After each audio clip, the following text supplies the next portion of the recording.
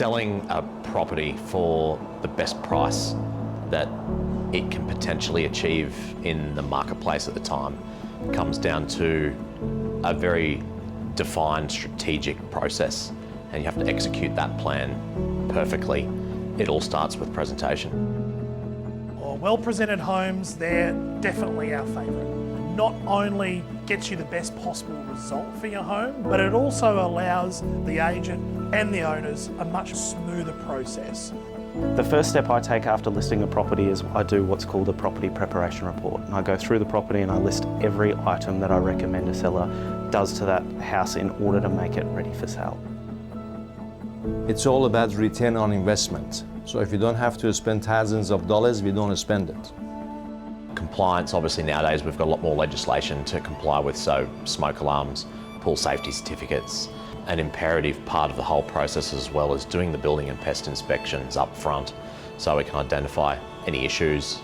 Having everything right from the start when planning to sell a home and executing that perfectly the whole way through can make the difference of 10, 15, up to 20% of its value. It's simple things like trimming hedges, shaping trees, putting a bit of mulch down. It makes a huge difference to a property. I think when we go outside, obviously, generally mulching, gardening beds, tidy up the gardens.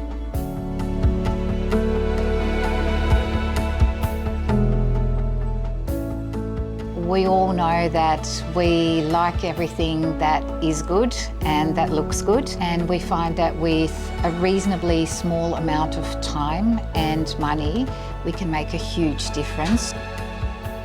Furniture staging is, in my opinion, paramount to be getting a good result. That's if your home requires it.